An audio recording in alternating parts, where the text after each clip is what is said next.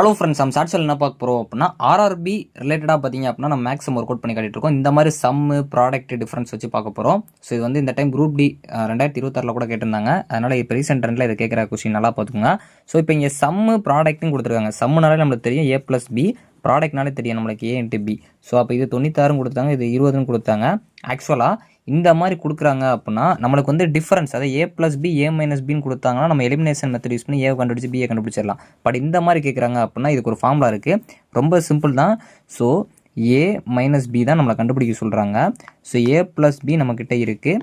So அதேமாதிரி AB நம்மக்கிட்ட இருக்குது. ஸோ என்னால் தெரிஞ்சுக்கோங்க, 4 இங்கே வந்து ஆட் பண்ணிக்கோங்க. ஸோ இது ஒரு ஃபார்முலா தான். ஸோ இங்கே வந்து ஸ்கொயரு, இங்கேயே ஸ்கொயர் போட்டுக்கோங்க.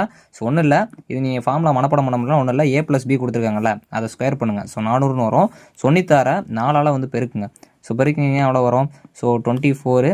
ஸோ இங்கே பார்த்தீங்க அப்படின்னா 36 38 வரும். அப்போ 384ன்னு வரும். ஸோ இதை மைனஸ் பண்ணுறப்போ 16ன்னு வரும். இங்கே பார்த்தீங்க அப்படின்னா A-B அப்படிங்கிறது தான் எனக்கு 316ன்னு வருது. இந்த ஸ்கொயர் இங்கிட்ட நம்ம அனுப்ப ரூட் ஆயிரும். இப்போ 16 இதில் வரணும் 4.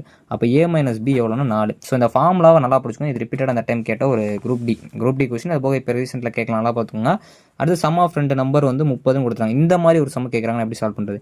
அதே மாதிரி கொடுத்துருக்காங்க, ஆனால் ப்ராடக்ட் எதை கொடுத்துட்டு நம்மளுக்கு எவ்வளோ கேட்டிருக்காங்கன்னா ரெசிப்ரோக்கல்னு கேட்டிருக்காங்க. இந்த மாதிரி சம் ஆஃப் ரெசிப்ரோக்கல் நீங்கள் பார்த்துட்டீங்கன்னா ஒன்றும் இல்லை, இது ரெண்டே வந்து அப்படியே டிவைட் பண்ணிடுங்க. ஆன்சர் தான்.